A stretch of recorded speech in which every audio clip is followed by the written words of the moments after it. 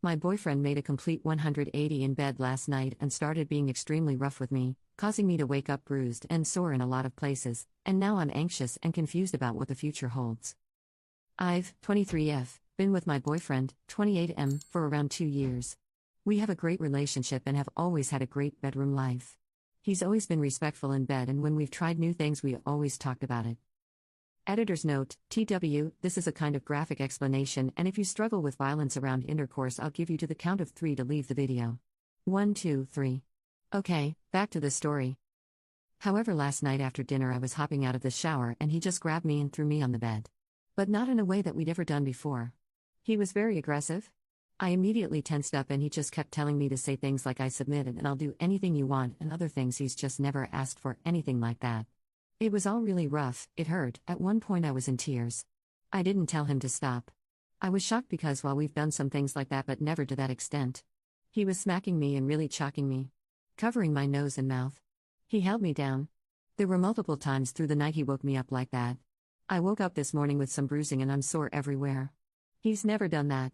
We had drank plenty of wine and I was definitely drunk and he was too, but still, even on drunk nights he's never done anything like that. I told him I was heading out this morning for a workout, but I just didn't want to sit next to him anymore. My anxiety is so bad, I don't know why he didn't talk to me before doing all of that. Has anyone had a partner just switch like that in bed? He was perfectly normal this morning. He made breakfast for us. He asked if I wanted to go on a walk with our dogs. Like last night was no big deal. I don't know how to talk to him about it. I feel awkward and embarrassed. The way he talked to me and just touched me made me feel gross and small. I just don't know what would make him think that's okay. I don't know if I'm overreacting or if I'm being a prude. I promise I'm not shaming. I'm just really confused why he's never brought this up during the time I've known him and we've been dating. Commenter: Hi. You are in an abusive relationship. Commenter 2: Well, this relationship is over. When you violated someone like he has, the trust is broken forever. Update: Hi everyone. I hadn't planned to make an update because it just seems weird to do so, but I've gotten a lot of messages about my safety and just wanted to let everyone know that I am okay. We did speak about what had happened that night. Mainly because he kept moving forward as normal and I had had a panic attack during one of his attempts at initiating intimacy. I broke down and told him what happened. I showed him the bruising and told him that I was genuinely scared of him. He also broke down and admitted to me that he had taken ecstasy that night. A few weeks ago, he had asked if I'd ever be interested in taking it and I thought he was joking. I said no, and the topic was never brought back up.